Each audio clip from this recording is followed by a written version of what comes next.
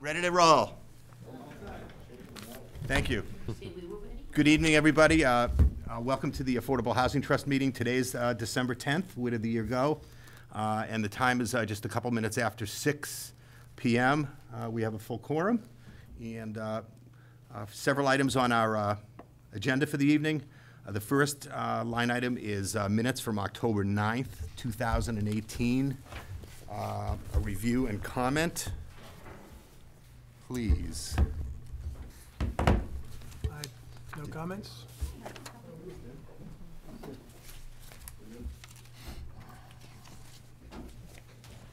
I had a chance to review them. I did not make note of anything that was out of line. Any comments from others? Bill, I know you weren't here for that meeting. I didn't see anything that was, I don't recall seeing anything that jumped out at me as not being correct. You're asking me to go all the way back to the first month I was here now. That's a big ask, I know. Well, just so much just come at me. Yeah.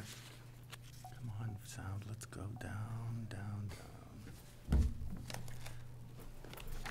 Yeah, I remember the meeting now. Yep. Ratings. Well, looks good to me. So, we're good. So may I have a motion? I'll make a motion that we approve the October 9th minutes. Okay, and a second, please. Second. And all those in favor? Aye. Aye. Okay, thank you very much. The next line item is item number 2. So housing production plan. So our present housing production plan has expired. We're obligated to pull together a new production housing plan. I know Patrick's got some comments for us, which, welcome, I'm glad you're here. Thank you. And we've got some ideas of what we want to do. Patrick's been involved with a consultant to help us through the process. I've not been through it in the past. So Patrick, could you help us out? Thanks, Russ. Yeah, as Russ had mentioned, we are required to have the housing production plan renewed every 5 years. Our plan expired in April of this year. So it's really the cornerstone of pursuit of affordable housing in a community is all the data and all of the strategy that goes into a housing production plan that's required by the state. As I was evaluating the scope, after we had already contracted with Goldson Associates, which includes Judy Barrett. She was part of the master planning here back in 2003 and 4. It came to my attention that a lot of the elements that as part of our residential component of the master plan that we're working on actually parroted the requirements that are part of the housing production plan. So the light bulb goes off and I realize here's a way to make some savings. Our plan's out of date. The master plan's out of date. Let's use the same data from the same consultant. It'll go quicker. And that said, the typical cost for a housing production plan can be $25,000 to $40,000, based on the amount of work that's taking place with the master plan, the data collection, et cetera. Our number and the quote that I got from Jennifer Goldson was $16,500 for the housing production plan, which I think, you know, it's good timing for us to pursue it. I respectfully request that the trust concur and approve $16,500 for us to pursue the housing production plan. So thank you for your allowing me to make that request. So I am curious to know how how was it done in the past, all those years ago? How was it paid for? Was it in conjunction with a larger plan or just sort of a standalone plan for production? Typically, they're part of a standalone plan. I wasn't here when that took place. Mark might Yeah, so be the able to last tell. two were standalone. They were not part of the master plan. They were, at least the last one, I think, was partially funded from CPC. At least there might have been a CPC piece to it, but not the whole thing. It was a much different, it was a much smaller scope. MAPC came around and did a cookie cutter approach towards it. So what we got was not, it was neither expensive nor was it You got what very you paid for. personalized. The one previously was well considered. Both of those had been championed not by the Affordable Housing Trust or the Housing Partnership Plan before. It was pushed by the Planning Board. In those years, the Planning Board was sort of taking a stronger role on making sure that we had our ducks in a row on the affordable housing. They didn't have any money because they didn't have a budget, but they were the ones who sort of asked town manager or town administrator for the first one to pay for it. So, just out of, for process, can I say that maybe I'll move that we approve Patrick's request for $16,500 to make the town's housing plan become a housing production plan as well. And that's for the sake of conversation and debate, and then we can vote it up or down after we've debated it. Normally, I think you have to have a motion on the floor to have debate. So let's start with that, and then we can, I think that I want to clarify, the town has already got Jennifer Goldson under contract to do the housing section of the master plan. Yes, sir. So what we're getting here is we're asking her to do the rest of the parts that would normally be part of a housing production plan that are not part of the housing section of a master plan. And for that price, for that work, she's going to ask us for $16,500. That's so this correct. would be kind of a joint effort of paying for this, with the planning board paying for a lot of it, and the Affordable Housing Trust being asked to pay some amount of $16,500. Well, the planning board doesn't have a budget, so they're. Well, they so they're- appropriated money for this purpose, right? We have The planning board was able to get funding through the CPA specifically for the master planning effort. That was $30,000. So this amount of money would be in addition to that. And can I clarify, when we say master plan, we're talking solely right now at this point about the housing piece of a master plan, because typically municipal-wide master plans run in the 110 to 130, Right. 140,000, depending the size of the community and the complexity. So the $30,000 is really only getting us the housing section of a master plan. And for another $16,500, we can also have that be a standalone housing production plan. That's correct. So what's a housing plan? The housing production plan or the housing master plan? The first part of it. That was the effort that we're proceeding into right now is actually a robust public outreach process. We are gaining information from focus groups. We're preparing that. We're having some public forums to discuss housing in the town of Hamilton, what people like, what they don't like, what they see the future of the community as being. So, you know, as far as housing goes, the consultant is evaluating existing, evaluating, you know, what the state's requiring of us, and looking at, you know, the fabric of the community. What has development been heretofore? What has legislative approval in the town been heretofore relative to zoning? What's been approved? What hasn't been approved? So it's really looking at what local needs and desires are relative to housing. It does have a focus on a portion of 40B, but that's only one part of it. the big focus is to look at what the planning board likes to refer to as attainable housing. We know that there are, people that in the community that think we're doing fine exactly in the approach that we currently are. But we also have a wide demographic, actually, that are at the poverty level. And we need to look at what the community can do in terms of breadthening the housing stock to be able to assist our existing population and how that is expected to grow in the future. And we're obligated by the Commonwealth to do this? Yes. So the master plan, and this is just one piece of the master Right, plan. I understand that. Is every 10 or 15-year obligation. It's every 10.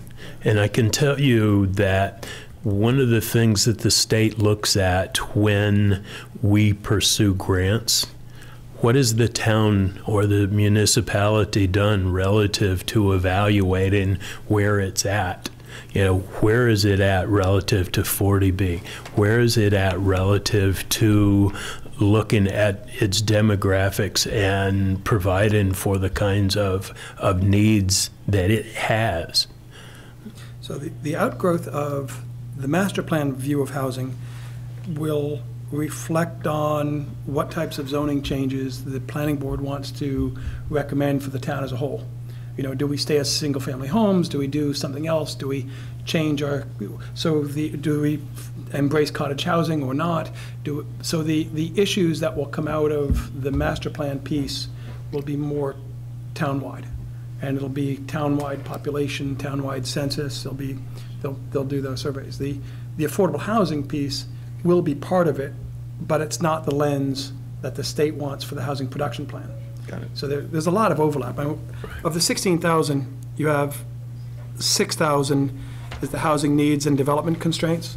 And so that could overlap a little bit with what they're already doing. The other 3 or 4 pieces here are sort of towards the housing production plan, manufacturing, not the master plan. I'm kind of surprised that the production plan actually has task 2 on there. Identify and analyze site-specific Yeah. development opportunities. I mean, we've been working on that, and that doesn't seem to go very well, but. We saved $3,000. Is that something that is normal for a housing production plan?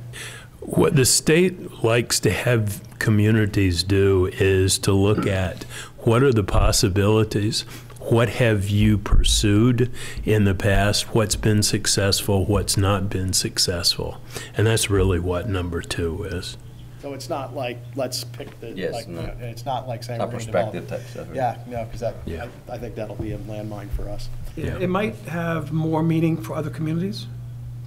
So other communities that have a lot more town-owned land. Right. Their inventory, they might be able to use that piece more robustly. We clearly, for the last 18 months, tried to do versions of that, and each place Right. was, massive pushback. So that's not reinventing, that's not recreating that. It's, I don't know what they mean by that, but that certainly, yeah. I agree, it looks like a landmine. So has the community used this company before in this task, or are they new to the game? Jennifer Goldson is new to Hamilton. However, her major sub-consultant, Judy Barrett, has worked for the town on a couple of occasions, particularly in that earlier master plan in 2003 Yeah, so that and has some 4. good value there. All right. So, Mark, you had mentioned that CPC had, in your recollection, thrown some money at this in the past. The earlier production plan. Right. Yeah. So would it not be wise to get them involved in this? We I'm won't be asking. we wouldn't be able to, they wouldn't be, even if they approved money, we wouldn't get it till April. Right, so because it takes town meeting to spend it, right? Yeah, how would we pay for this? What are our options? Well, We it's, went with it. well, we have money on hand. We can spend on this. Yeah. I believe that we confirmed that our funds could be spent on this because it's going towards developing possible. And we're required to do this anyway. Required to do. It sounds the like HPP it. anyway. The town is not It's us. a recommendation because it allows you to protect yourself from sort of, you have a plan, you can then have projects can say they're in conformity with their plan or they're not in conformity with their plan. So sort of, we have a. It also roadway, a provides some pathway. clarity if a developer comes in and sees the types of housing you're looking for, and it gives them data and information. gives them a They have an roadway. idea of what's going to be easier to get to than something else. We're not gonna get fined for not having one, but we're not gonna have any help in sort of moving forward without one. The penalty for lack of plans are typically you don't qualify for grants. So grants. Right. It's an important checkbox. Right, yeah. No, it's in, important. you know. And on the other side, I think that, given, your all's, because I've only been here for a few months, so, but given this board's experience for the last 18 months or so, and the vote that we got in the fall town meeting, I think it's important for us to take a step back and start to analyze, okay, what should we do now going forward instead? Not just continue trying to do the same things over and over again. And to have an outside consultant's perspective on this, particularly where one of the two has familiarity with Hamilton, it might be helpful to getting us some other ideas, some different ideas. Just another note about Jennifer Goldson. She did prepare the housing production plan for the town of Wenham recently. And that's it. When do we need to make a decision by in order for her to stay on task and keep this price? We have her fully occupied with the master planning effort right now, but if we could get approval from this body, either this meeting or the next, that would be appropriate. And in terms of time frame, Patrick, so she's working on the larger plan, and if we all decide that this will move forward, how does that impact schedule for what your deliverable is, and what would we expect on our end? It's not going to change the master plan document or time frame. This will be in addition to it. It'll probably be about a month, month and a half. There are some hearings that will be required as part of the production plan, so it's going to take some time to do that.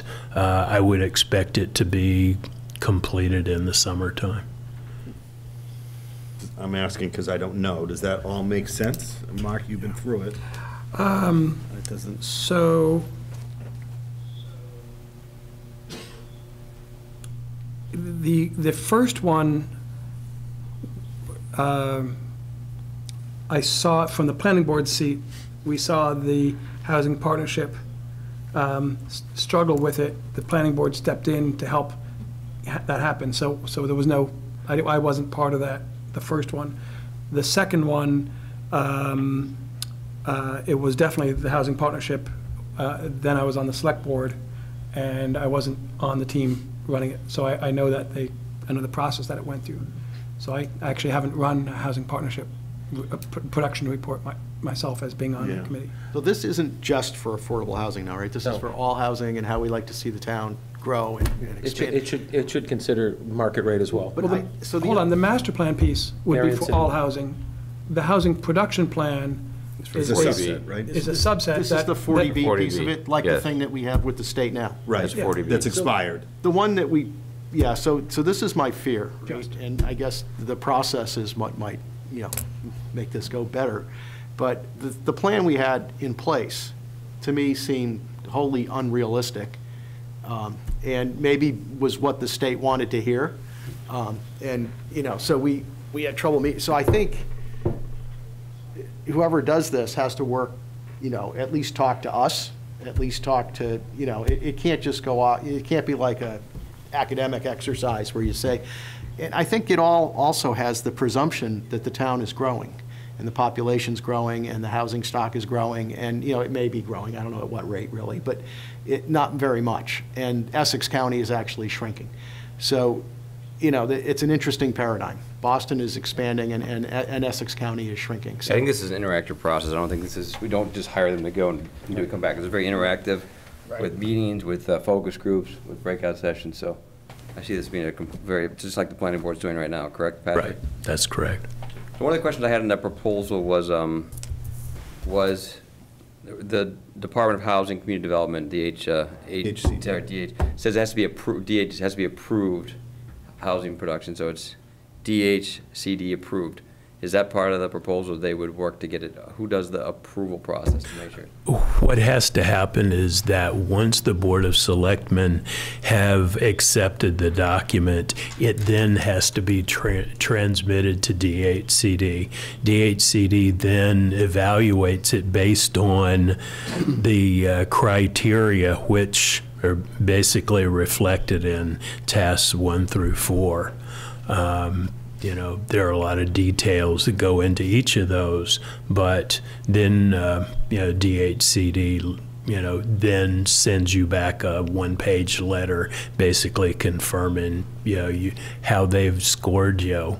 And typically, you know, a consultant like we have here, they've done this on a number of occasions. They know this kind of information and process very well. I think, Bill, you're saying, will they stay involved through the DHCD approval? It says in compliance with DHCD's requirements. Does that mean we're buying the approval? That's what, I mean, I think we need to buy. No, you're not buying the approval. You're buying the consultant through the approval. Yes, Right, the process and the product. Yeah. So I think that's a great point. So, you know, task 5 should be presenting it, but also being around to address any issues that come up in the DHCD review. And I think, Bill, your point is spot on. I mean. You know, a bunch of numbers just can't go into a hat and out the other end And then the comes out state buys numbers. into it, and we're sitting here saying, You know, oh, we committed to doing this. and Because you I can't don't do it. know this for sure, but with the production plan that we've had in front of us, you know, we weren't able to come anywhere near that plan. I don't know how they came up with that number of 14 a year, whatever the number was, but they came up with it. And, you know, to put that back out there, and Came from what instead we of 14, required. now it's 15. Well, and now we have some experience. I mean, maybe we were inexperienced, you know. I would hope that that would be taken into consideration in the development of the plan. We'd be able to use the last I don't know, 5 when it years' goes to the experience. state, are they gonna say, well, last time you said, you know, and, you know, I don't know how that goes either. Well, that's exactly how we got 14. Is they So told us they the wanted first 14. time, Dave Carey was running it, and he was like, there's no way we're going to get 200. You know, he's like, there's just, you know, having 200 units is not practical. The concern would be you know, it's just it's a way too big of a number to have in the course of a 5-year production plan. So what can we do? So whatever that number was, 20 units a year, it was some number, 17 or 20 units a year, that they said, well, they're going to put it in, but when the Housing Board Partnership explained it, they said, it's going to be really hard to meet this plan, but we need to have something. DHCD, the next time around, said, you completely failed on meeting your 17, or 20, or whatever the first target was. And they negotiated how small could they get it to be and still have the plan accepted, and it came out at 14. So now we should be at 5. Once again, I don't know how that negotiation goes and who does that negotiation, but it was, they realized that it was going to be really hard to have a number. So, of course, you know, we were struggling with the implications on safe harbor and otherwise. This is political. Well, it's also real, right? I mean, Based on, no, well, so there's Because this, it sounds like you do this whole analysis, and it says, well, the town's really not growing, so if you tell people you got to create, you know, affordable units when you build housing, we pick up a unit or two here or there, you know, something like that. And then you say, well, okay, can we build a 20-unit project? Well, probably not. Can we build a 5-unit project? Maybe, if we had the money to do it, right? So, like, now where are you? And that's kind of the reality that I think we went through, right? I mean, we're lucky to build, you know, 10 units somewhere. That would be a big deal to us. If we had to fund it ourselves, because the state's not funding us to do this. right. Right. But the If we were a consequences. city, we'd be getting grants from the federal government to do this. Not necessarily, only if the city was, They'll do infrastructure that supports the housing. Well, They'll do- there's they'll do community water, block sewer, grants, they'll all do- that stuff, yeah. They'll do water, sewer, they'll do roadway improvements, transportation Tax improvements. credits, all kinds of They'll stuff do that they tax get. credits, but But the consequences of this go into what number gives us safe harbor. So if the number is 10 and we achieve 10 and we're on plan, then we have at least a plausible, the way of saying, hey, DHCD, we gave you a plan saying we're going to do X per year, we did X per year or close to it, give us safe harbor, right? So it's a 40B protection. If they buy into your plan, that in and of itself is protection? I don't know that you can have a plan that they haven't bought into. So I think they keep smacking you until you I think come it up with a needs to plan be that approved by the meets their approval. Commonwealth. Otherwise, you don't have safe harbor for an unapproved plan. But if you have an approved plan, even if you're not sticking to it, that's some sort of protection? No, you still have to, it's based on units permitted. You don't have to finish building them, it's just units permitted. Yeah, I'm struggling with the process, right? Because we've had plans, we haven't met them. Now we're going to go out and spend money and get another plan, and if they're forcing us to come up with a number of 12 a year or something, we're likely not to meet that either. I don't know if I'm being recorded here. That is indeed the paradox we're in. Yeah, no, that's a weird paradox. As someone has told me once, DHCD expects you to have a target. They don't expect you to always hit the target. Because we have a lot of rural communities, like you mentioned. Essex County is not growing.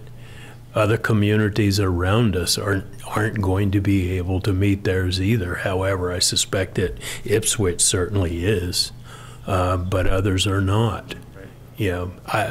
I have found working with DHCD, it helps to take your elected senators and representatives with you.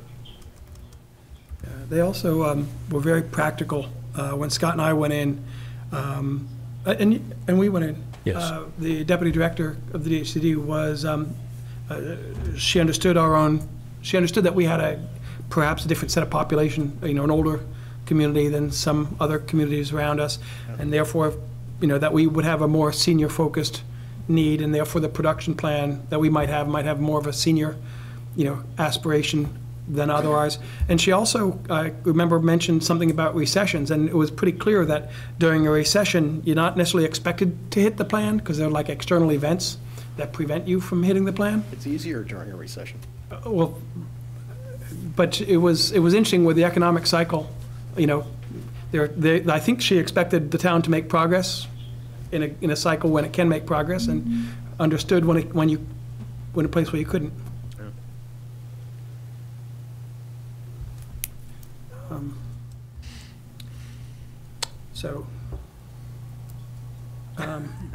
So we're not that late, right? Normally, as a town, we've been massively much later than just April on coming up with new plans. But it is timely that we have what we can get. The reason why this is important to pursue it now is that we'll have good, fresh data as part of the master planning effort. If we wait a year, that data is not going to be near as fresh. So, And that's a critical point, I think. Yeah. You can't do the production plan absent good, fresh data. So we'd have to rehire somebody, and we'd be closer to that 35K number than what we're now pursuing. This is a way to save the town 10,000, 15. So down the road, would we be able to go back to CPC and ask for a help of some money? If we were to approve the $16,000 today, $16,500, could we, down the road at next town meeting, apply for some sort of reimbursement of a portion of that from CPC? I don't know. if I was CPC, I'd say use it out of the money we already gave you. But you haven't used for anything else. Yeah, you can't apply for a CPC grant. It's already CPC money, most likely. But you can't apply for a CPC grant for work that's already been done. So you that would. doesn't work, okay. So that doesn't work, no. Yeah, I mean, the other trick, we don't know what Andrew's doing relative to Appel, or I don't know, I have no clue. But if anything does happen, that changes the whole dynamics of having a production plan. While there might be something, Right. it's a little, that timing is a little awkward. Yeah, sure. But, that's in a vacuum, as far as I'm concerned. Every plan like this, a master plan, a housing production plan, needs to be standalone and not based on what ifs. What do you think, Bill?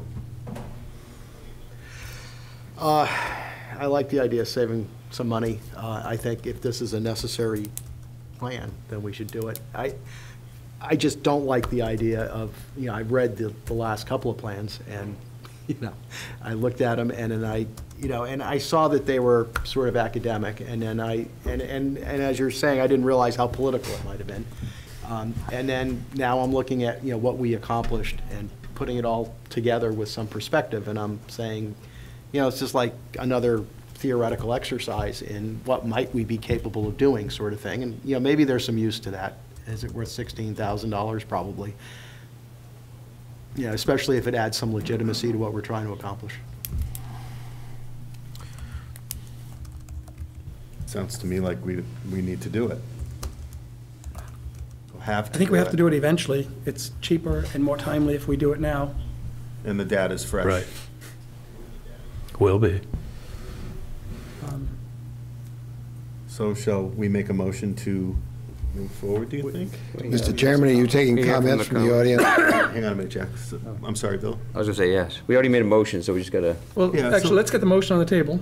Okay. It is. It's on We've the been table. debating it. I made it. You made it? yeah, I made made a it. motion. Nobody seconded it, but I made it. I'll second So it. that we could have the discussion. So it's been moved and seconded that we approve Patrick's request for $16,500 to turn the housing plan into a housing production plan as well. And I think we've exhausted our internal debate, so if you want to hear from the Yeah. public a little, might be helpful. Jack Lawrence? Well, Jack Lawrence, 105 Rock Maple. I like the idea of pinning the two together, but when we talk about fresh data, isn't all of what we're doing right now with Jennifer Golston based on the 2010 census? And we're not really going to have meaningful data until 2020, right, in terms of the composition of the town now and the age, you know, the age brackets and all that kind of stuff. Does it, you know, is it going to be just another academic exercise based on dated data is, I guess, what I'm a little worried about. The ACS, Yeah, there are a number of different demographic research entities, the ACS, the Department of Revenue, other state entities that keep up with demographics constantly. So we're going to use the freshest that we can.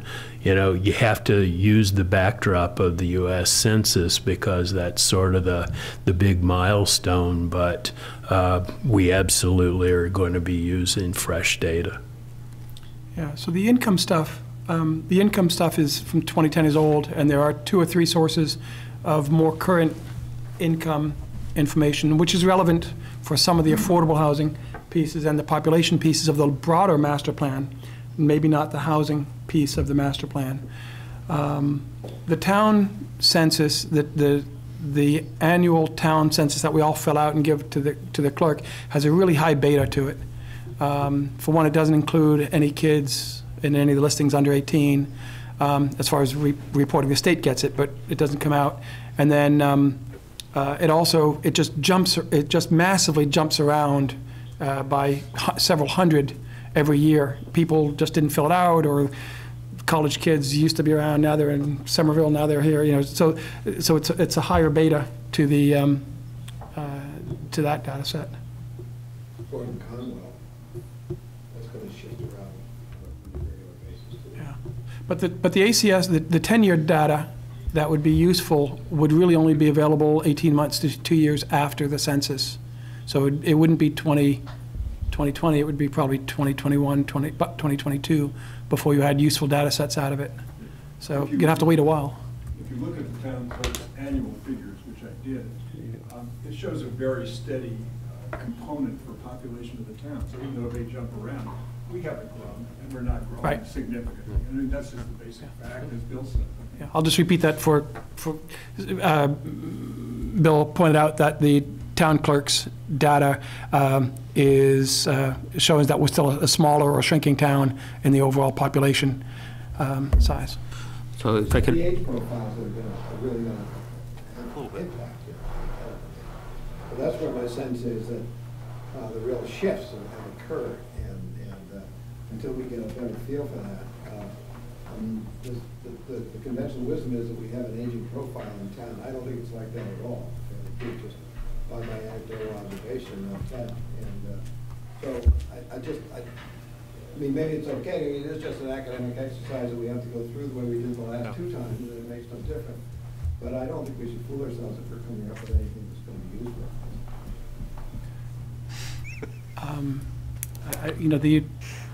I don't think we're fooling ourselves. I think the idea is that the state makes you have it, and if you do have it, it is a tool that might help you shape or, get safe harbor if you can qualify for it. So it could have some consequences if you have a large project that you're trying to resist. So, having a plan on file, could have some utility. It would. The ZBA would have to review it. If they reviewed a 40B project, it would be part of the whole process, so. It would be one of the footnoted items that they would use in a denial letter. Yeah, right. I think the focus groups and stuff that you're undertaking now, Patrick, are excellent. But I'm just wondering where that's going to take us in terms of, if it's going to give us good information. Well, I think with focus groups, you've got to put the work in, you've got to collect the data, and, out the end comes the data, and then you can ascertain just what information you've sort of shaken out. And only time tells with that sort of stuff. And that's just the way it is. So what should we do? I think we should have a motion to approve the $16,500. Why don't we just vote on the motion that's already on the floor? Okay. To approve the 65. So let's approve that 65. Call it. All those in favor? Aye. Aye. Any opposed? Any opposed? Doesn't look like None. it. Looks like it's unanimous. Okay. Thank you. Thanks, Patrick. Thank you, Patrick. Thank you, Patrick. So next line item number 3 on our agenda is future projects and next steps. So if I could, I'd like to sort of jump around a little bit and go to next steps.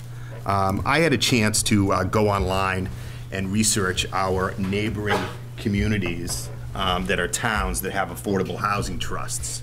And oddly enough, in the neighboring towns, which would be Danvers, Ipswich, Wenham, Topsfield, the town manager or executive, is there a manager? There's another one too that is called Town administrator? a town administrator. None of those affordable housing trusts actually have a town manager or administrator on their boards.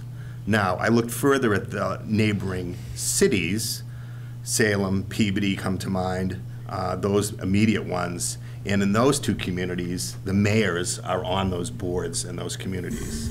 I know the 2 mayors in those communities, and they happen to be residents of the community, where there's been some discussion on this board at one time or another that maybe the town manager shouldn't be on this board. And as a voting member and a non-resident, maybe it's time for a change. And get a resident. and get a resident, another resident to come on board. Or you could move here, Joe. You're not going to find me complaining. I might move here, but not to be on the Affordable Housing Trust. That's the only reason I live here. Well, there you go. Maybe it seemed odd to me as well when I took the job and found out that I was a voting member of this body.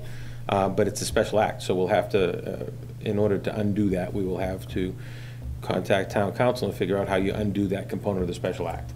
Because our formation was approved by the state legislature. Yeah. So what I find awkward about town manager being involved is, once we decide that we want to do something, we have to advocate. One of the things, we have to help and advocate and fight to make it happen, because we're putting our resources, we're trying to build consensus, and the town manager is normally as neutral as he can on all issues in front of this town. So it puts him in a funny, him or her, in a funny spot where, instead of being the manager, you're being an advocate for a topic. And so that's a little awkward. And I also find that the quorum of the board at 4 out of the 5 is also awkward. It just means that there are just meetings, times get spread out. You just can't Can't get it done. A lot of things just can't get done in a timely way. So there are a couple things that are worth revisiting in our, in the trust. So I'm not familiar with what would need to happen other than talking to Donna Brewer about, hey, this is what we're thinking about. And so that's one item with Joe's position. I'm already taking a note. Good. And then the other is, so, we have a 5-member board. Should that become some other number? Not a smaller number, but a larger number. And if that's the case, what's the likelihood that we're going to be able to find folks here in town that are going to want to participate and do what we do? Well, if I could suggest something, I endorse your thinking about wanting to take the town manager, be it me or anybody else, off of this. I think it does put the town manager in a funny spot. But I think that what I could ask Donna is to not only identify what the steps would be to change the composition of the board, but get us some samples of what compositions of similar trusts are in other communities. I think that usually you would have a representative from your planning board, your ZBA, somebody from maybe perhaps the Council on Aging or the local housing authority, and then try to compose the board in a way that you have some representation from various stakeholder groups in the town, so that you have a better chance of trying to build some consensus. Right. And that's my 2 cents. Yeah. So looking online as I did, I was only focused in on, is the town manager on the board, is the town manager on the board, is the town manager on the board. I didn't pay a whole lot of attention to who else was on those boards. What was the size of the boards? 5 to 6, 5, 7? Maybe not any more than 5 or 6. I don't recall. But I can go back and look at that information. And so when I look online for us, Bill, we see that you're the liaison from the BOS, right?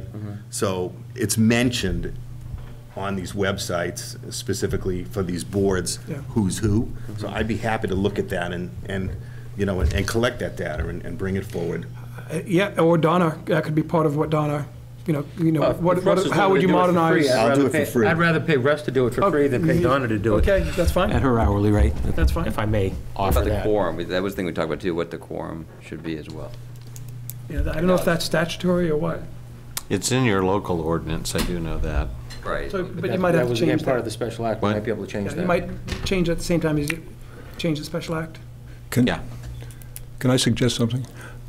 If you look at the special act and if you look at the bylaw, those are the only 2 documents you need to look at. And it's either in one or the other. My recollection is that the town manager is in by virtue of the bylaw and not the special act, which means simply go to the town meeting. I may be wrong. I'll gladly double check that. Well, I'm saying I may be wrong, but all you have to do is look at the 2 and see where it One of the first things I asked when I got lies. here was, how do I get myself out of this? And I was told that you can't. It's in I get that, but if you're going to change the bylaw, that's a simple matter for town meeting in the spring. And if you're going to change the special act, then you got to go to town meeting in the spring to take the first step. Double check the bylaw. Thanks, Bill. Thank you, Bill. Maybe the bylaw. On the number of people, if the town manager's off and you have another representative, another citizen stepping in, you're going to get a little bit better representation, no offense, by that. We've seen larger boards get cumbersome, and so there's a benefit of new ideas, but there are some other parts of having qualitative elements Right. of having people. So does the board need to be an odd or an even number? Does that matter? Yeah, odd, Yeah, it has It has to be an odd number?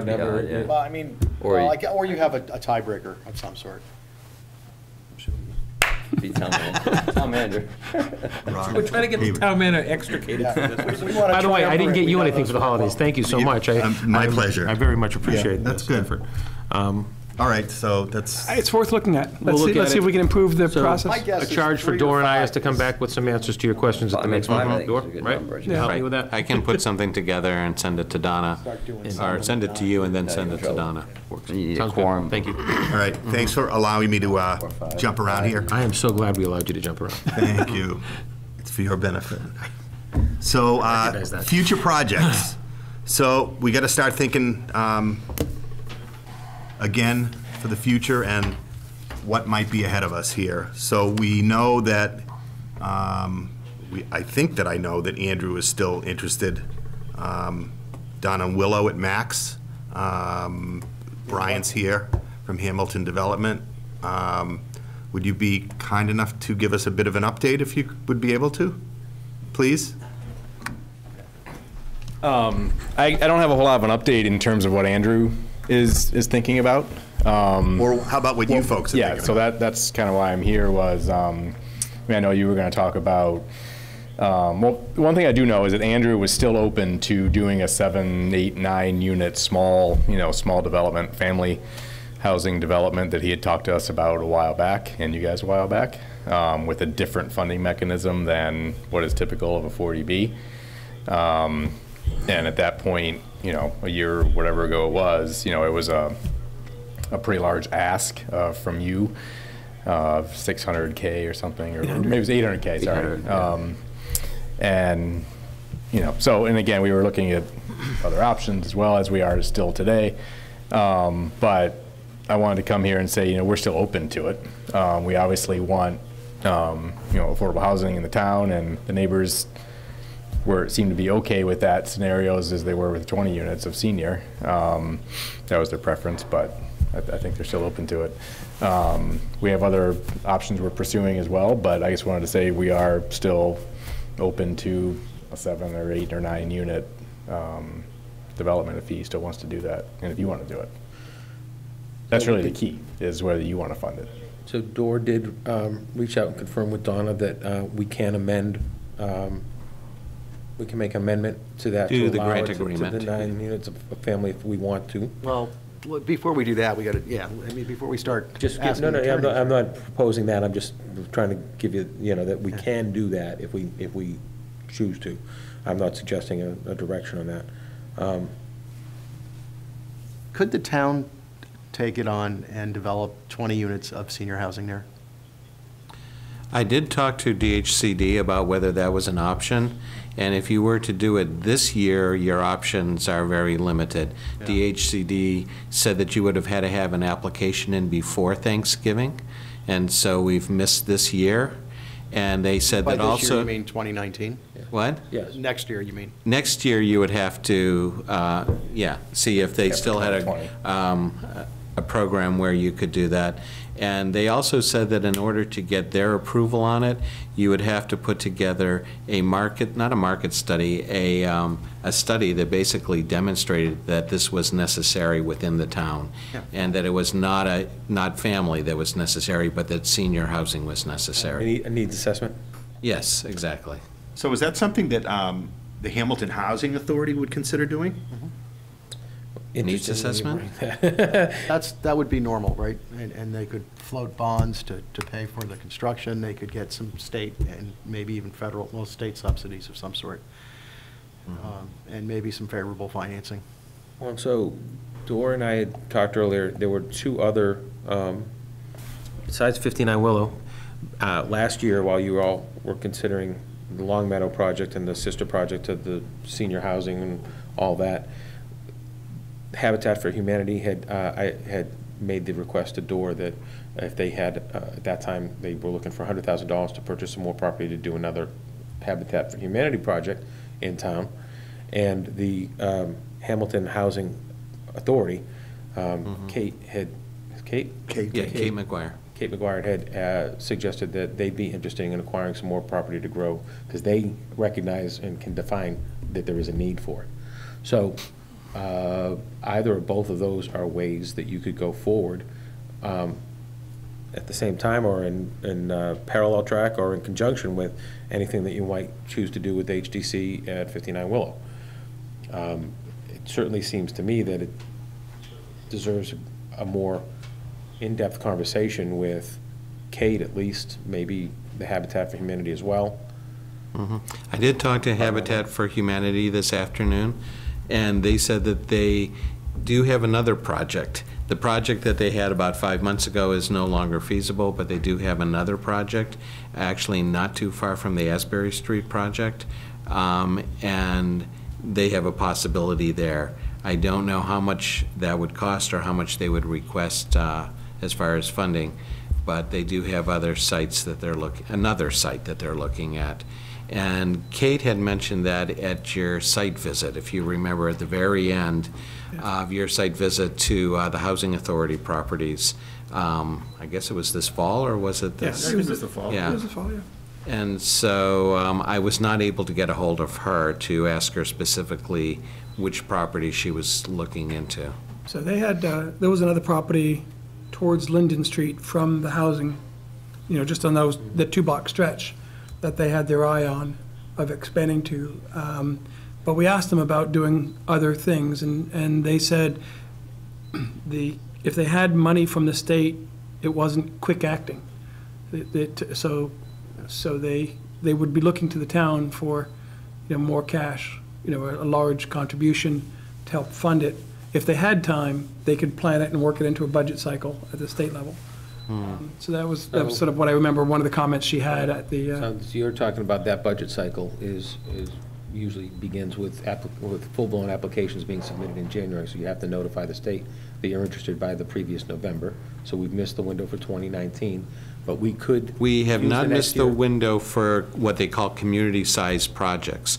So for the 7 to 9 unit project that Harbor Light is proposing, those grants actually come in the spring. Even better. And what the people at DHCD would like to do is start working with Harbor Light and the community in January. So your timing right now, I mean, if you want to go forward with that, you'd have to make a decision quick. And I just wanted to add in that Andrew did send me an email about an hour and a half ago, and he said that the ask that they would have for that project would be $850,000. So slightly different than the last time. How many units though? 9? 7 to 9. Before it was 7 for 8, so it wasn't over 7. It was 7 for 8. If we could get 9 for 850, then you're under Right, I mean, that's right. It was each. 7 for. I can go back and look at my emails, but I thought it was a pretty specific number. Yeah, it was $800,000 for 7. For 7. It family wasn't units. 7 to 9. It was 7. Yeah. Still expensive. Yeah, no, over 100,000 per unit. I think that if we continue to look at ways to do a couple of different smaller things that we can do without a lot of, without a large scale or takings or putting huge projects in places, it might make sense for us to begin working with Andrew on 59 Willow, and at the same time, open a dialogue with Kate about planning for a 2020 project that would involve the Hamilton Housing Authority and being able to do something there. And we have to identify what the funding sources would be. But, I mean, we actually at least have to have those folks in to talk to them about what it would take. And maybe the Housing Authority would need another partner beside us to make it work. Mm-hmm. I am planning to try to have a conversation with Secretary Ash sooner than later, and I can report back to you when I have that meeting to let you know that what he says as far as what they might be able to do to help us expedite something with the Housing Authority. Could also just mention about what kind of funding you have right now. You do have about approximately $500,000 in your account, plus you have an additional $200,000, but that would have to be used for 59 Willow Street. Plus And we have money coming from the inclusionary zoning payments. Exactly, Canterbrook. which I believe was what, 430,000? So you're looking at, you've got Right, roughly 32. $1.2 million-ish at your disposal. Well, we will have a We'll million have. too. You will have, Right. So the CPC wanted to revisit something. Yes, the 200,000, the CPC wanted to revisit. Donna said that they couldn't revisit. It would have to be this committee that actually voted the money back to the CPC. But if you don't use that money by June 30th of this year, that check is no longer valid, and you no longer have the money. It would go back to the CPC. Okay. So at least it gives us still, I'm in no rush to give any money back. well, yeah. well, we'll see. So define use. Define use. Oh, boy. So it's. You would have to, you'd have to use it on the 59 Willow Street property because Take out the you have cash. issued a check based on that. But Issue a giving, check. the use means allocated to something? No, that means From the that, cash. that means Harbor Light would have had to have actually been given the check, and there would have to be an actual sale of the property at 59 Willow Street. Closing. It would have to be closed, You have yeah. until June to do that. Yes, well, For that 200 grand. So, Would that 200,000 be part of the 850 ask? yes. Oh, that's good to know. well, but that's an ask, right? So, the thing about this with Andrew is that it's now 7 to 9 units at 850,000. And it's always, you know, I guess other people in the room have been saying this stuff, but it's never sort of like, you know, and he doesn't maybe have a concrete plan that says exactly what he can fit there, right? Right. But if it's going to be 7 units, it might be one thing. If it's going to be 9, you know, so we need to understand that a little bit better. And then, you know, decide, then maybe we can vote on whether we want to, you know, commit the, that's a big chunk of our resources for 7 to 9 units. Not quite as high as what we put into the 2 Habitat houses at 310. Well, I wasn't here then, so. So, No, so I'm thinking about this, I was looking somewhere, and, you know, houses around town are selling for, you know, high 3s, low, mid 4s, you know, smaller homes. And if you threw $100,000 at each of those homes, you know, would somebody buy it and put a permanent deed restriction on it? No. You think not? We've talked about that for years. Yeah. Crazy. You think so?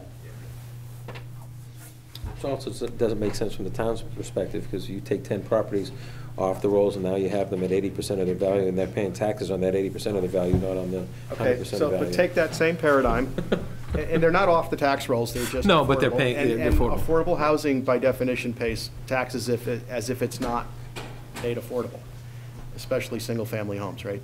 So, and if you're looking at us having a ratio of 10% that we need to maintain, you're not increasing the housing stock and chasing your tail while you're trying to create affordable units. So, you know, I think I'm flipping what you said the other way, but it's, No, you know. it makes Good sense. argument. I like that. The problem, as Brian alluded to, is it's hard to make the case that someone would choose to do it. Well, for Because 100 someone- grand, for a third of the value of the home, or a quarter of the value of the home, they wouldn't? If they really wanted to live there? There was an issue, we looked into this pretty heavily for a while about whether it was, you know, giving money for home improvements or something like that to someone that couldn't maintain their home. There was a legal issue too, that I think Donna brought up at one point. This was many years ago now, I think when I was on the trust. And I guess Was it fair housing? I Somehow, honestly can't remember. Yeah, well, you have to be able to sell the house through a lottery process. I mean, it can't just be. Right, it's a 30-year deed restriction. Yeah. You would want, yeah, for what, 100 well, grand. they can buy their way out of it, usually. So you put a lien on the property that says you can't, you know. From our perspective, we don't want them to buy their way out of it. No, we don't. But you're still paying $100,000 a unit. Yeah, but you're maintaining it's $100,000 a unit for single-family homes that are already in town, as opposed to more than $100,000 a unit, maybe even $300,000 a unit, to add to the housing stock and maybe create a type of housing in town that doesn't already exist and people. Oh, it already aren't exists. interested in having. It already exists. How many multifamily housings? Housing Authority, there's a number of projects, you know, that are 2, 3, 4 units. I guess in the schools, kind of blow that out. Well, here's the thing, and again, I'm speaking more as a citizen than I am for the HTC, but you know, I live on Willow Street. You have neighbors that are willing to do this. You have a property owner that's willing to do it. Right. You have money, or close to it, to be able to do it. This is the closest thing you've had in a long time. The only thing stopping us is you. $1,000. Well, it's you. No, it's you. We have no butters have come in here and complained about it. No, Right. it's a money thing, right? Yeah, it's all. Well, no, it is, but Only a couple of things. you will have the money. I mean, with Canterbrook inclusionary funds, I mean, those are 1 year and 2 year out, but, you know. It's going to take that long to build a new project there anyway. By the time Well, we get exactly. to the end- By the time he gets. By the time he gets permits filed and everything Right, else, and and it- all the way to open, it's just Right, for and 2 years. he said it's not a guarantee you get it the first year anyway. Right. So, yeah, it might be a couple years out. Um, But what, I mean, yeah. you spent a ton of money on Asbury Street for 2 units. We spent a lot of money on 4 units at Firehouse Place years ago. I don't, it's ridiculous to say, oh, $90,000 is a lot of money for a unit. Well, it's a lot of money, but compared to what you guys have done in the past, it's not. I mean, you blew the chance at Longmeadow for $40,000 or $50,000 a unit, whatever that number was, so. 30. 28. 30, whatever it was, yeah. So, Oh, we didn't, someone did. Well. Yeah, I mean, I don't think, That can be well, debated, it's but- not necessarily helpful to say we blew a chance. I mean, we had a proposal that wasn't, approved by the community, and that's just the way it is. So whatever way you want to look at it, that door's closed. But I absolutely agree with everything else you said, Brian. I think that we have an opportunity to do a project that would largely be supported by the neighborhood that it's in. Which hasn't happened anywhere else in town, by the way. And where there's also a number of these projects. Mm-hmm. So, a lot of people, they're still in this room and said, throw it downtown, throw everything downtown. That's where it all is now. But yet, the abutters are still willing to have a little more. And you'd be doing it at a per unit price far lower than anything you've been able to do the last couple of years with. Absolutely. And we looked at Beverly Salem, they're spending about $130,000 a year. And more. in some cases. Yeah. I'd also like to say that I think that it's important for us to try and do some smaller project for two reasons. One, we need to start to change the narrative on what affordable housing is, and the only way we can really do that is by delivering something that people are, proud of and happy to have in their neighborhood. And we need to, as we're doing the housing production plan, we need to, show a good faith effort to the state that we are doing something. We're doing what we can do within, the dynamic that is Hamilton. Hamilton there's a lot of reasons that these projects don't go, and a lot of it has more to do with the lack of sewer and the need for projects to have a lot of land in order to do a bunch of units, and that gets expensive, and now you're starting to change the character of the town. We might be able to control more of those things in projects of this size, and therefore get a little bit more traction. So what do we need? We would need, to Bill's point, Bill, we need to have a specific plan, not a 850. Changing, right? Yeah, so the next step would be for us to say, Ask for proposals. here's an actual plan. This is perhaps a sketch, this is the number of units, this is a sharp exit, this is the timing. Yeah, or if it was A and B, it'd have to make sense why it's this and that, and, And the other part of it, if I was Andrew, I'd say, what do you want? Do you want 9 units for $850, and he can make that work? Okay, right? Let do it both ways. Yeah. If he can do 9 For $850, give him something concrete. You want something concrete from him, give him something concrete back. So, And I think that approach is a good one, right? So if you have, it could very easily be looked at in a unit pricing kind of way, which is language you understand clearly, right? With what you do for a living. We're gonna get 9 units, or we're gonna get 7 units, and here's what the unit pricing is. Done. Not a range. Right. I mean, you've been involved, you know what can happen down there. yeah, Is there, that's why I'm here. can he definitely get septic in there for that many units? Yeah, we've already looked at They that. studied that, the perk test allowed for a certain 20 to number of 24 bedrooms. bedrooms. Okay, and he's looking at, 7 to 9 2 to units would be 3s. 1 to 2 Yeah. 2 to bedrooms. 3s. One But to the 2 7 to bedrooms. 9 would not be senior. The 7 to 9 would be Family. family. Correct. Family. It'd be 2 to 3. 2 to 3s, yeah. so it's similar in scale to the senior, it's just, It's just different type of, just different. The mass. Yeah, right. Same size building. Less units, yeah, same size building roughly, but. Less number of units, but same size massing, same size kind of footprint. Cheaper to build, cheaper, what? cheaper to build. Less kitchens. Less Yeah. kitchens and, Right. less kitchens, Seniors have kitchens? 20 kitchens, yeah, versus. 20 kitchens versus 9. 7 Yeah, but they don't, kitchens. yeah, they won't have real kitchens. Oh, they will. Yeah, they will. Real kitchens. These will, the seniors. No, he has a 6-foot kitchen versus a Oh. 20-foot kitchen, right? I mean, how much bigger is a kitchen, but whatever, yeah.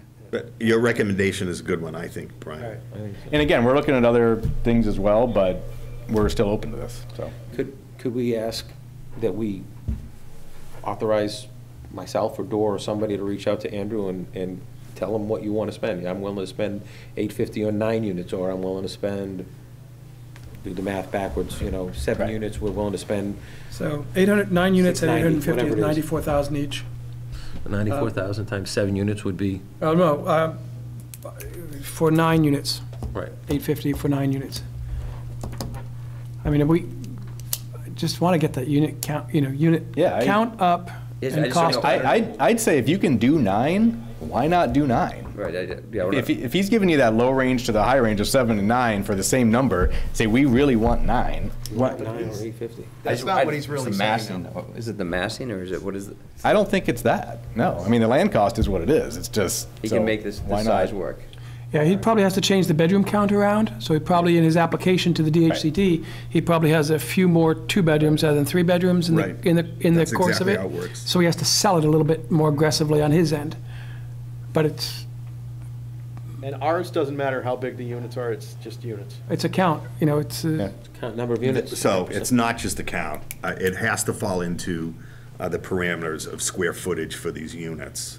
It's not just the bedroom count. There are some minimum standards to go by, Sure. and, but manageable in Pretty this small. footprint. Yeah, pretty small. And Okay. they're not big. So do you want to authorize, I don't know, whoever wants to do it? I can contact Andrew since I'm in regular What do you think of contact with motion? him. Just, yeah, go ahead, go for it. Andrew, 850,000. Dora, would you start that conversation for us? I 94 can. times I mean, and this would be for like a January meeting. by time 7. 70. The only thing that I worry about, there's a couple things. 94 times 7 units. First of all, there's the DHCD question, and also you have the extension agreement that goes through the first week of January, which could be extended, but He's given us it's list. getting kind of questionable I at know. this point. I know. And because on the RFP for the property, it said that it was supposed to be completed by this past August, unless extended, which it has been extended twice now. Would you come up with another date for a meeting so that I could maybe even ask him? Ask him, we'd need him to come, we need him to come back to Hamilton. I know he's been avoiding that for a little while here. So, I But think we the idea- need him to finally come back. The idea of just saying, listen, we need the 9 units. Yeah. Yeah, do you want like preliminary plans, or are you just saying maybe a program of like 9 units with 850,000? I'm only worried about the height of the building, but And the height of the building? But I think we've seen plans for his buildings, right? not at 9, though. Not like this. Yeah. Not like this. It would be, it would be very close to the, Yeah. so if he was using our mixed-use bylaw, he'd have to have commercial on the first floor. If he was using 40B, he wouldn't need to. Right. So I think he was going to be able to do it in 2 stories, 40B. using 40B. But the last In which case- time I... In which case, you have to go to the DHCD, whereas if you were going to use our mixed-use bylaw, you can get it approved, and then you're looking to get your SHI qualified, your units qualified, it's a different process. Yeah, he was concerned about the zoning board's 40B regulations, and so the last time I spoke to him, he said that he would probably prefer to go through the as-of-right Oh, zoning that's a and do change. commercial. I don't know if he should be concerned about these regulations. I mean, I don't think... Zoning that board's we- regulations. They just came up with new 40B yeah, regulations. Which included not allowing commercial? No, what it is that he thought that they were too onerous, and so he thought that it would be easier to go as of right and do the commercial on the first floor. He wanted to put some stuff over there anyway. Well, he was talking about Acorn. Yeah, Acorn. Accord, over and over. yeah. Or- So why don't we get him, why don't we see if we can get him in, have a talk with him. Okay. And So- see how we can, Do we want to pick Pull a some date, more a meeting info. date do we want to pick a meeting date for Door? When does the application have to go to the state? Well, the application, she just said she wanted to be able to have preliminary conversations in January. So I don't think you have to actually have the application in January, but she wants to know you're applying, is what she said. And she also wants to have, like, have a good understanding of what the project would be. Oh, yeah. Yeah, I think we've got the same January. questions, right? We want to have an understanding exactly what he's Yeah. talking about. Yeah. Do people mind a Thursday night meeting for this group? Because I come back from being away on January 2nd, so I'd be available January 3rd. My first day back, so I'm willing to stay late that night. so that date, the 3rd, which is the Thursday in the new year, works for me. It would work for me. Are you sailing winter? Winter sailing, Not on the 3rd. Mr. Olson? That works for me. Okay, So we'll go for the 3rd at 6 PM. okay. And according to this room is available, so I'm writing it down. Write it in there. And Dor, will you reach out to Andrew to see if he can? I will reach out to Andrew. I'll email him tonight and see what I can find out. So if Andrew's not available on the 3rd, would you be able to ask him, or please ask him when he would be available? And would I we could. still meet on the 3rd at this point, or not? Well, maybe he could get all the information to you so that I could send it out to you. If we get a date the following week, that all works for everybody? Yeah, let's do that. The following week, I'm in Boston, all week. That's commutable. It's at, I was thinking the same. Wow. People do it every day, Mark. I'm in Boston every day, I still make it here. no, I'm actually at the Taj Hotel for the whole week. Got a meeting. Phil Stevens, that's a Phil Stevens event. You got that wrong. Yeah, the following Thursday is Phil Stevens' event, so we can't do Thursday anyway. It's also the CPC meeting. Let's just do the go with this 15th. for now. 'Cause we're going to be pushing it out 2 weeks. Yeah, we don't want to keep pushing it out. Yeah. What about the 8th if? Tell Andrew we asked very nicely if he could join us on Okay. the 3rd. Yeah, I If guess that what I'm. absolutely what- doesn't work, he needs to propose a date, hopefully Or that give us a weekend. proposal that's. Yeah, that's what I'm wondering. If he couldn't make the meeting, maybe he could send a written proposal, and I'll send it out to you probably that Monday. Okay. Okay. Brian? It can have to be the week before, Dor, because of the holidays and the posting requirements. If you're going to have a meeting on Well- Thursday, that you're not going to be able to post on Tuesday. Right, I'll post it actually next week Okay. All right. then. So do we want him to come back with a proposal for 9 units? And, if, with the dollar amount, we're focused on the 9 units. The more direct and focused it is, the better is kind of the message, right? I think so. So And do we the fact need, that we won't have $850,000 until when?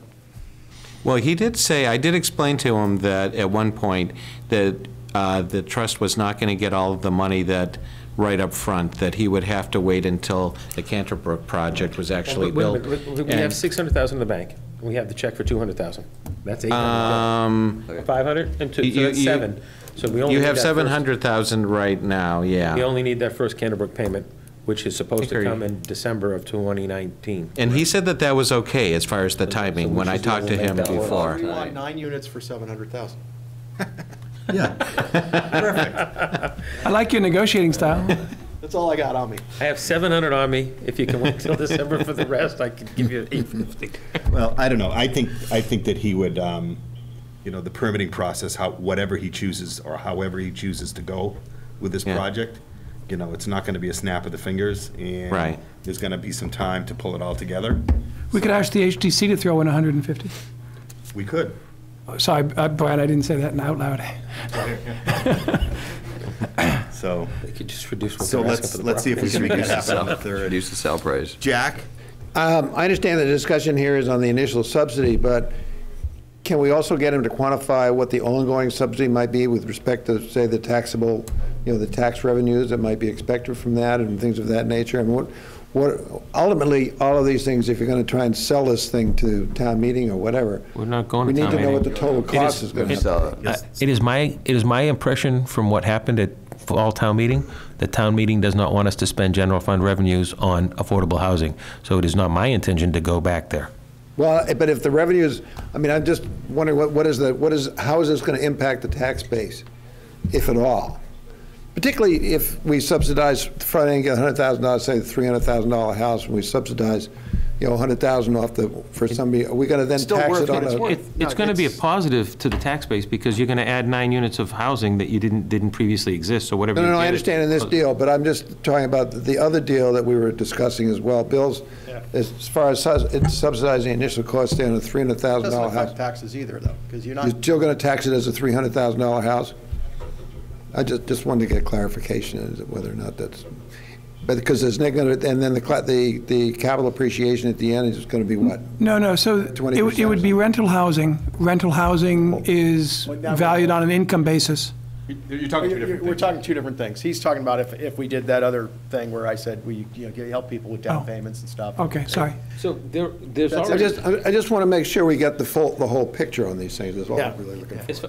Bill, as far as that goes, what you were talking about before, we can already work through the housing consortium up here to do Right. first-time home buyer assistance. Sure. And qualify people and get the money towards closing costs and We've things like that talked to about do that. that. And that doesn't require a $100,000 per unit investment from this trust. Right. No. There's already funds available through that code. There should be funds available that Hamilton would have a piece of to do first-time home buyer stuff. So, and that's really what you're talking about, is helping with the sale price, and that gets you a 30-year, Restriction. deed restriction. And at the end of 30 years, if it's within that 30 years, they either have to sell it as an affordable unit again, or they have to maintain it themselves for 30 years and then sell it at market. So those are We did that those are with things we Ricker can do Circle. to get our affordable units up Yeah. without having to Yeah, tell. we did exactly that at Wicker Circle, and we've got 6 units rolling off next year. It's coming back to bite us. Yeah, well, that's the problem with Well, doing it those. it worked, it did good for 30. did for 30 years. For I 30 mean, years. yeah. job. It's just not as good as It's gonna be permanent. easier in 30 years. Yeah, yeah. All right, so we got a bit of a plan there on Willow. Yeah. So other future projects and other projects I was thinking about. Thank you, Brian. Brian? That was good. That's great. Yeah, awesome. So other things I was thinking about is that maybe we need to circle back around and look at some things that we looked at that are town-owned assets, and get a second look at things. One of those projects that I don't think we've fully vetted previously, from my perspective, of the many that we looked at, is what could happen with some more thought down at the Patton property. We know that the Patton Homestead, I guess is the word I'm looking for, the Patton Homestead is hoping to ramp up, from what we've heard, and planning on ramping up and really getting things rolling there. But, maybe there's some way with some, another look at perhaps some veterans housing on that property that would be able to help with the viability of that site. I think it's something that should be looked at. I don't know that it would be rentals or sales. Hearsay has it that Mrs. Patton would be in favor of looking at something like that. Yeah. Hearsay doesn't belong in a public meeting. Okay, Let's just go there. all right. I mean, it's the wrong place.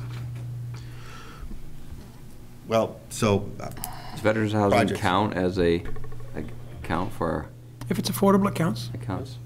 It can be, okay, it's like senior, it can be veteran, family, Yeah, but not It's a the same types of category? restrictions, it's a category, yeah. okay.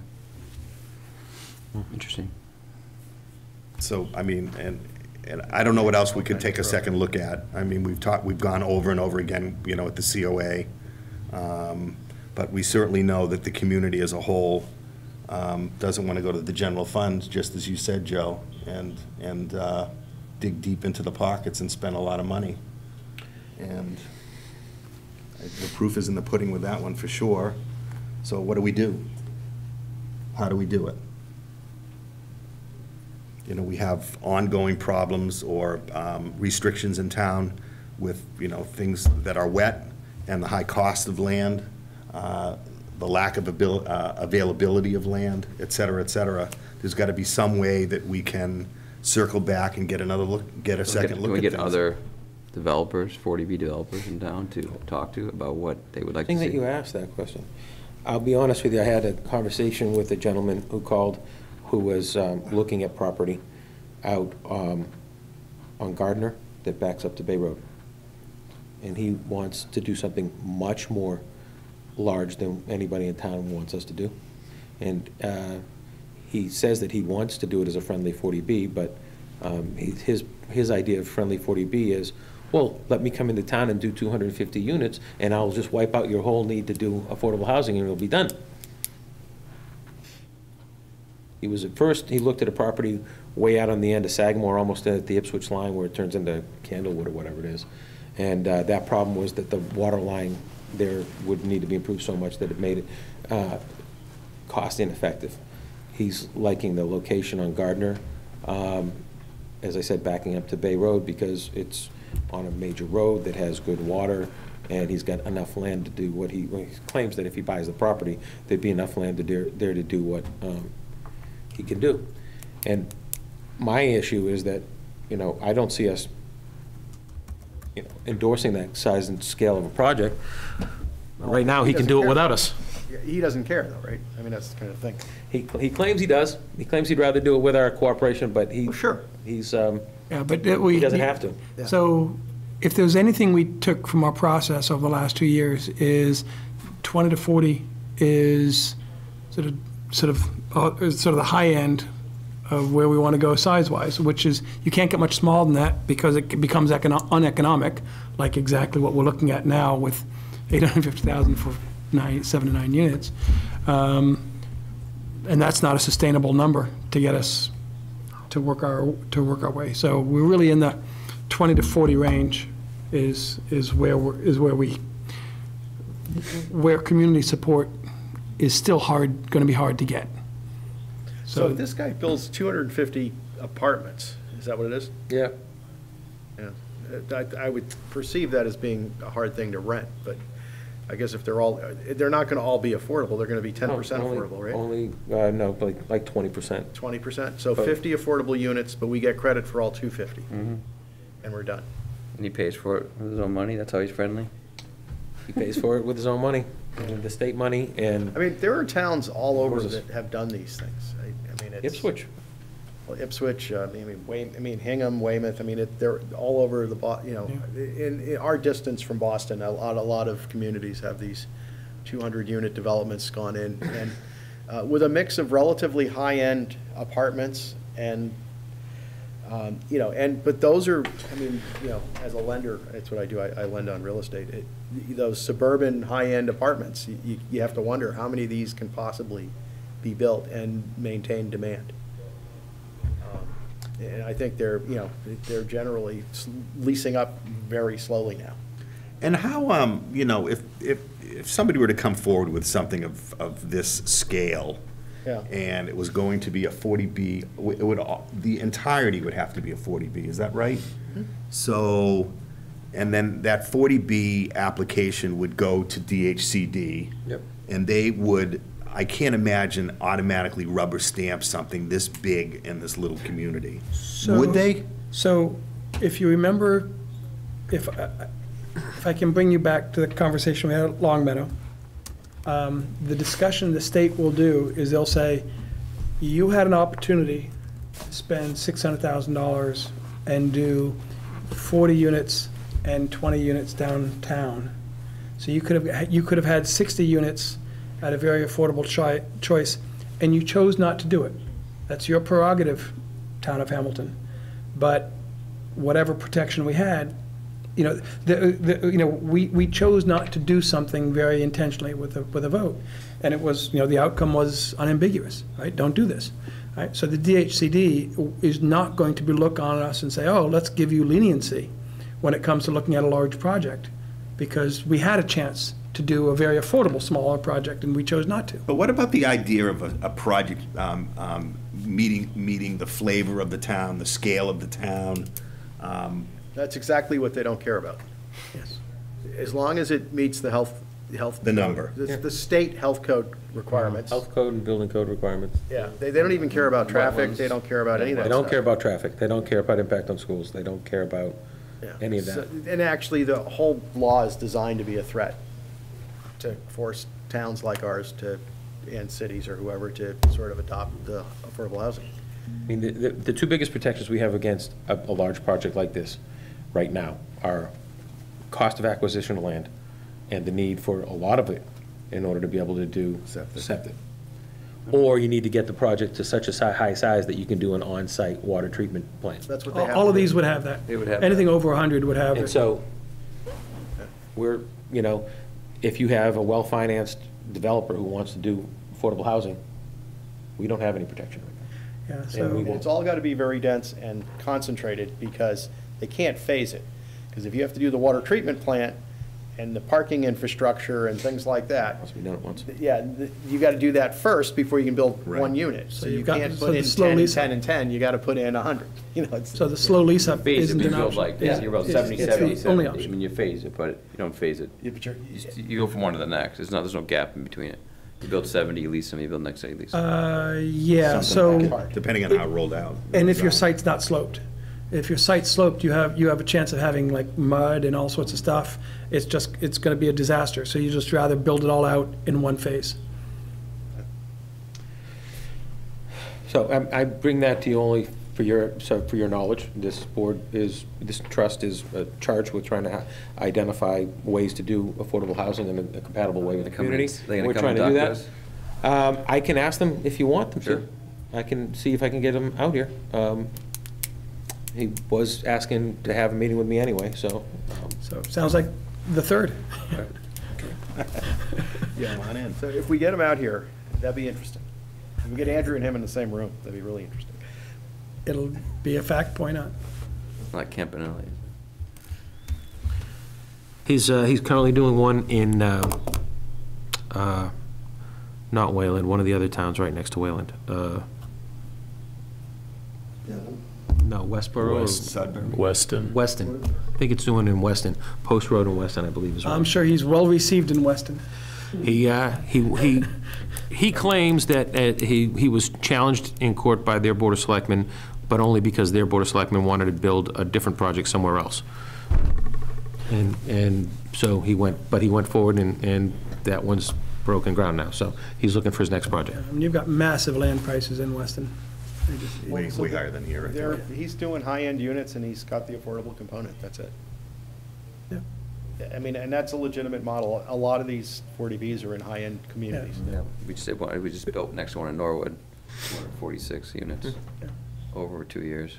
It's the model that the banks accept, that it works for them. Yeah. You're gonna underwrite the 40B, you're gonna underwrite the affordable units with market rate units that pays for all the upkeep of the property and everything else. Yeah. Interesting. So, Any other ideas from any of you gents about what else? What else? So we did start a conversation about, Habitat for Humanity and the Hamilton Housing Authority. Do we want to engage them and develop those ideas a little further? So are those I two didn't- going I to didn't work get- together? no. No, but we just I didn't find out, should we determine whether or not it's worth it for us to continue having those discussions? Sure. I think that, it seems like senior housing especially, there must be some programs that those guys can tap into, right? Not, the town. The state might have more, Hamilton Housing might have more success. Habitat likes to sort of find their little That's cookie cutter separate, and just yeah. do the same thing. Yeah. And even to doing that, it takes some time because they rely on volunteer help and everything else, and we saw how long that process takes here. They deliver the other units? Yeah, they're up, Yeah, they're over, beautiful. they're beautiful. They did a really really well nice job. done. Really nice job. We met the homeowners. residents. Yep. Just, they Really nice. did a great job on those two houses. I was there on And Sunday. actually, Don Preston thinks he's coming to your next meeting to give a presentation. Yeah, Good, have him. he was, so I saw Don on Sunday, because they did a bit of an open house and like a ribbon cutting Sunday afternoon, and it was really quite nice. And as Mark said, those places are spot on. Yeah, they're very well done. Because the families were involved before the houses were finished, each one has a personal touch. They've put so many hours in, there are glass places where you wouldn't put glass, but, they've just done a nice job personalizing the houses, and it's very well done. I really like the systems that they had. Yeah, huh? Yeah, So what did we put into, we put like hundreds of thousands into those? 310 was it? Into for the two whole, units? for the whole town. Well, it was 250 plus It was- 45, 60. Plus 60. plus 60. There you Yeah. go, 310. Well, So, yeah, the CPC put in 60 and you put in 250, The town as a whole. so but the town of as a if we whole. could build 200 of those, as opposed to spending 130 and building, It would cost us 10 millions. units at a time, It would cost us millions. it would cost it, well, yes, but I think either way, it'll cost us millions. It seems like we're putting 130 grand into a unit anyway. No, that's true. So I asked Dawn to come in, not knowing when our next meeting was, and grab some photos to show us and the community as a whole what this really looks like. It's a special place, and it's a special job with two really nice families. I met them both. So, Dor, when you post for that meeting, could you make sure that the agenda item for Don says that he's going to talk about the just completed project and Yes. potential future projects, just so that people know that we might have that conversation with them? Okay. Just find, you know, That's nice. When was it this weekend? Yeah, was this Sunday? just Sunday? Yeah. I drove by, Yesterday? yeah, I drove Yeah. by, I saw. Yeah, so the Really nice. invitation for us to visit was like 4 weeks ago. Yes, but there was also There was the open house another this- one yeah. Did you stop last in? weekend. Yeah, Yeah, it was great. yeah. I stopped in that night, that was a lot. Mhm. It was nice, it was really nice getting to meet the families. They were very, well, the family in the one house, anyway. Mhm. So the Habitat Humanity had a board meeting at the house before it was turned over. So, they had the furniture there.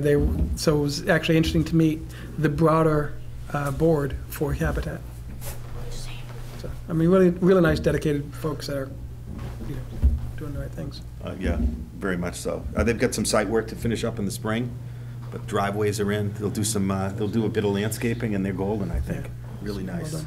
really nice. Pizza The place. porches are on. Yeah. I know Bill was The porches worked concerned too. about Yeah, they that. changed them, made them actually usable, so that was good. Oh, the porches? It wasn't, in the original plan, they were more as an aesthetic piece and not actually functional, but the final design, they're actually functional porches. Pushed them out a little bit? They Even were on deeper? the front of the house facing Asbury where there was not a door, and they made them on the side, actually facing the side street, so Okay.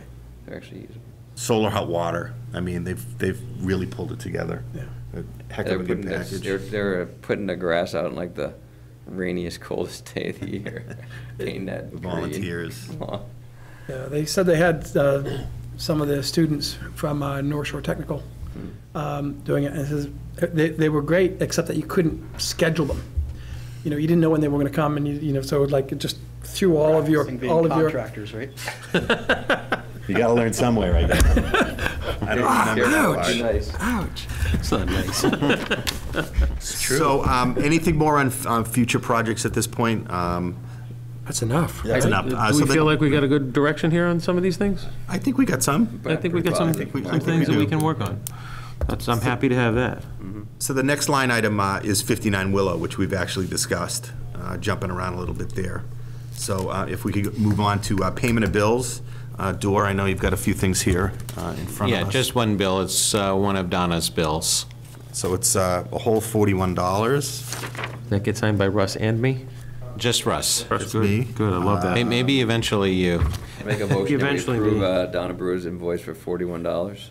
Second? Yeah, all those in favor? Aye. Okay, thank you very much. Can I ask a favor of you folks, too, about the way you do the process for the payment of bills? Like, the CPC has actually designated the chair to just come in. And so I'll call Jay, and he'll come in and he'll sign off on the invoices. Well, Jay's much more logical than Russ. Well, I was going to suggest, but you folks would have to vote on that to have Russ, come in. I mean, it never was an issue, but this past time, you took 2 months between meetings.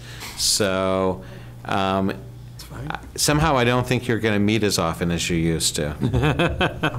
I'm happy to designate chair as, So moved. But like, for any amount of money? For any amount of money up to X? Oh. Oh, you don't- You gotta have some outlets, eh? control over it. Yeah. It's our typical. 40, not to exceed $42. Well, the typical bills are actually $500. Donna's.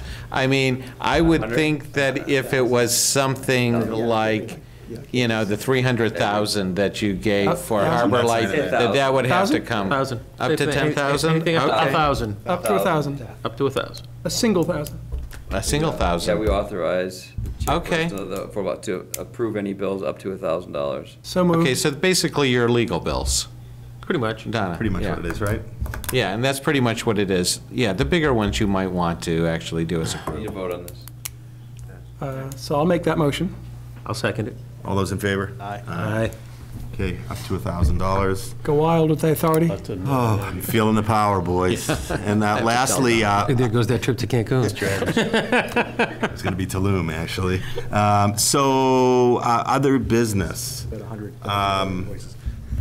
No, there must be Other 9.99. business, we know we'll hope to meet on the 3rd, which is the first Thursday of the new year. Other business items that we might want to add to this upcoming agenda. Anybody? So we're going to have, I think we're going to have. we're going to have I Don, think we're maybe gonna this have- other developer, we're and gonna then. have Don, Andrew, and this other developer. I think we might have enough of an agenda right now. I'm not looking to make us be here till midnight. The selectmen do that. to me Patrick, already. Thanks, Patrick. Thank you, Patrick. Thank you. What is the name of the other developer? I have his card. I have his name. It's Dave Calhoun. I can't remember offhand what the name of his development company is, but I looked him up. Okay. I'll get Yeah, the I've got- card. Do you want his name or the company's name on the I'll agenda? try to get the company's name on the agenda for you. I don't think we want to Okay. put the individual's name. Okay. Anything else? So, I'd like to make a motion to adjourn. You're supposed to entertain a motion, not May I make a entertain motion. motion? You may. I move that we adjourn this meeting tonight. Okay, Anybody second that? Second that. There we go. All all in favor? Aye. Aye. Thank you very much. Thanks, everybody. Hope that's Fedor.